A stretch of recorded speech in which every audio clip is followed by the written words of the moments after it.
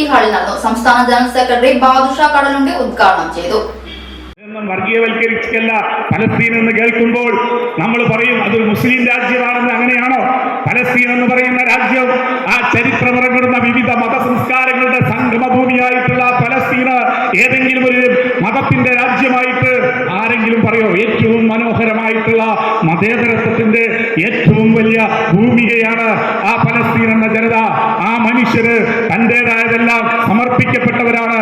തന്റെ ഭൂമിയിൽ നിന്ന് താൻ ആട്ടിയോടിക്കുന്ന അവസ്ഥയിലേക്ക് എത്തപ്പെട്ട മനുഷ്യരാണ്. അവിടെ ക്രിസ്ത്യൻ ജനവിഭാഗമുണ്ട്, അതുപോലെയുള്ള മറ്റ് വിഭാഗങ്ങളുണ്ട്. ആ വിഭാഗങ്ങൾക്ക് നേരെയുള്ള ഈ കടന്നാക്രമണത്തിന്റെ പിന്നിലുള്ള അജണ്ട ഇതെല്ലാമാണ്. ഏരിയ പ്രസിഡന്റ് സി മുകുന്ദൻ അധ്യക്ഷനായി. വി രവീന്ദ്രൻ അനുശോചന പ്രമേയവും area secretary A P Ashraf റിപ്പോർട്ടും ജില്ലാ സെക്രട്ടറി എം എ നാസർ സംഘടനാ റിപ്പോർട്ടും അവതരിപ്പിച്ചു. CPIM area secretary S Krishnadas, area committee അംഗങ്ങളായ C Abdul Khader, K Bhaskaran, Vaniyamkulam panchayat president K Gangadharan, V K Ummer, K P Kamalam, Nandini Mohan, M Muhammad Basheer, K Nandakumar, M Jayakumar എന്നിവർ സംസാരിച്ചു. അതുകൊണ്ട് ഇതിനെല്ലാം വർഗീയമായിട്ട് ഫലസ്തീനെ കുറിച്ച് പറയേണ്ട, അതൊരു വിഭാഗത്തിന്റെ താല്പര്യമാകുമെന്നൊക്കെ ഇന്ത്യൻ മണ്ണിൽ RSS പോലെയുള്ള വർഗീയ ശക്തികള് ബോധപൂർവം പ്രചരിപ്പിക്കുന്നുണ്ട്.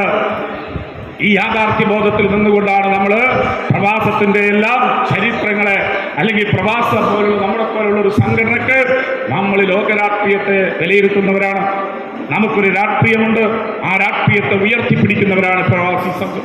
ആ നിലയിൽ ഇത്തരത്തിലുള്ള അനീതികളാണ് ലോകത്ത് നടന്നുകൊണ്ടിരിക്കുന്നത്. ഇത് നമ്മുടെ കുടിയേറ്റത്തെയും വലിയ രീതിയിൽ ബാധിക്കുകയാണ്. ഇത് തന്നെയാണ് നമ്മുടെ രാജ്യവും സ്വീകരിക്കുന്നത്. നമ്മുടെ രാജ്യത്ത് നോക്കൂ നിങ്ങൾ, ഇന്ത്യയിലെ ഈ അമേരിക്കയുടെ എല്ലാ ഇതിനും വിട്ടുനിൽക്കുന്ന രാജ്യമായിട്ട് നമ്മുടെ രാജ്യം മാറില്ലേ? അമേരിക്ക പോലുള്ള ഒരു രാജ്യമെടുക്കുന്ന എല്ലാ സമീപനത്തോടും യോജിച്ചു നിൽക്കുകയാണ്. ഒരു പ്രതിഷേധം ഏതെങ്കിലും രീതി രേഖപ്പെടുത്താനായിട്ട് ഇപ്പോ എന്താ 50% ചുങ്കം വന്നപ്പോഴാണ് നരേന്ദ്രമോദി ഒന്ന് ഞെട്ടിയത്.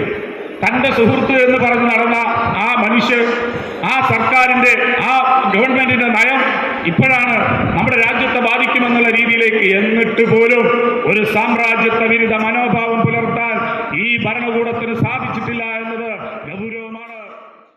സൗജന്യ വൈഫൈ കണക്ഷൻ അങ്ങനെ വരാൻ വഴിയില്ലല്ലോ.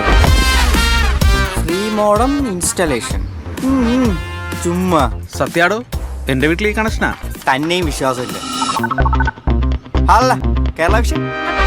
കേരള വിഷനിലേക്ക് സ്വാഗതം. ഇപ്പോൾ വൈഫൈ കണക്ഷൻ എടുക്കാം ഫ്രീ ആയി.